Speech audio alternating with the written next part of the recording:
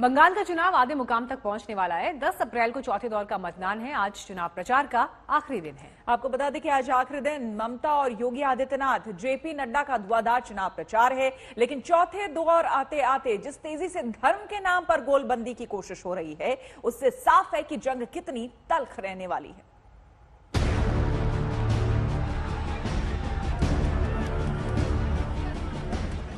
आपकी जो ताकत आप मानती थी,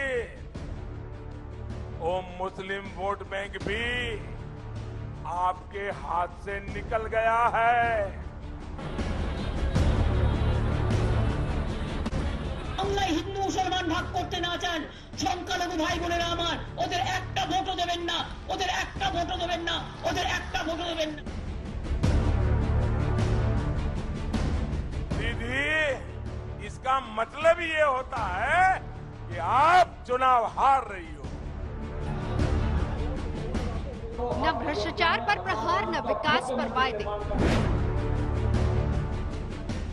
न सुशासन का गान, बस मजहब पर घमासान।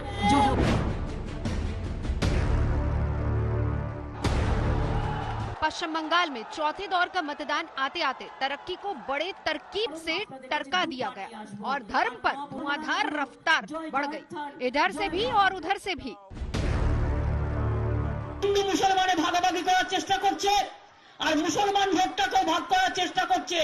যদি আপনারা এনআরসি না চান, এনপিআর না চান, কে না চান, বাংলায় হিন্দু মুসলমান ভাগ করতে না চান, সংখ্যালঘু ভাই বোনেরা আমার, ওদের একটা ভোটও দেবেন না, ওদের একটা ভোটও দেবেন না, ওদের একটা ভোটও দেবেন না। ওদের একটা ভোট মানে বিজেপিকে দেওয়া। आपने कहा, देखिए एक महत्वपूर्ण बात है, अभी हाल ही में आपने कहा कि सभी मुसलमान एक हो जाओ, वोट बंटने मत दो। दीदी, आप ये कह रही है, इसका मतलब है कि आपको यकीन हो गया है कि मुस्लिम वोट बैंक की आपकी जो ताकत आप मानती थी, वो मुस्लिम वोट बैंक भी आपके हाथ से निकल गया है। ये चौथे दौर के प्रचार की झांकी है।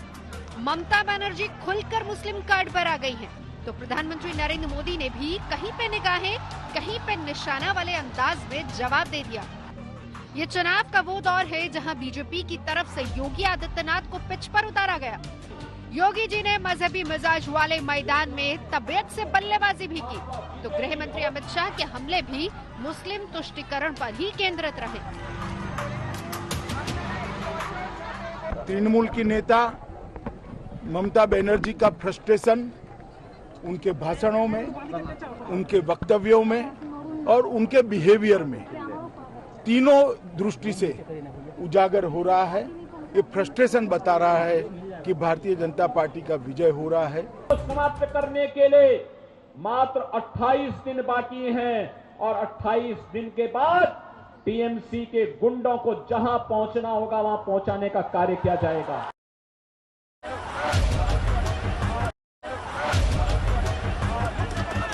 याद करिएगा, तीसरे दौर के बाद ममता बनर्जी ने चंडी पाठ का अभ्यास भी बढ़ा दिया। चुनावी रैलियों में चंडी पाठ के अध्याय बढ़ गए। हरे कृष्ण हरे हरे टीएमसी घरे घरे का नारा भी ममता बनर्जी चुनाव प्रचार में ले आई हैं। सर्व सौभाग्यदायिनी चंड मुंड बोधे देवी, चंड मंड बोधे देवी, दुर्गा बीज विनाशिनी, सर्वसार्थी রিকে দেবী। আমরা বলি হরে কৃষ্ণ হরে হরে, তৃণমূল ঘরে ঘরে। আমরা বলি হরে কৃষ্ণ হরি হরি, সবার মোরা ভালো করি। सवाल है कि क्या धर्म का जो अलाव इस दौर में जलाया गया, उसमें कितनी आग भड़क पाएगी। चौथे दौर में 5 जिलों में मतदान है। कूच बिहार, अलीपुरद्वार, दक्षिण 24 परगना, हावड़ा, हुगली, 5 जिले और दाव पर 44 सीटें। 2016 के विधानसभा चुनाव में टीएमसी को 44 में से 39 सीटें मिली थी। सीपीएम को 2 जबकि बीजेपी, कांग्रेस और फॉरवर्ड ब्लॉक को 1-1 सीट मिली थी। 2019 में पासा पलट गया। 2019 लोकसभा चुनावों में टीएमसी की बढ़त 25 विधानसभा सेगमेंट तक ही सिमट गई, जबकि बीजेपी 19 विधानसभा क्षेत्रों में आगे थी। इसीलिए ऊंट किस करवट बैठेगा इसका अनुमान कर पाना आसान नहीं है।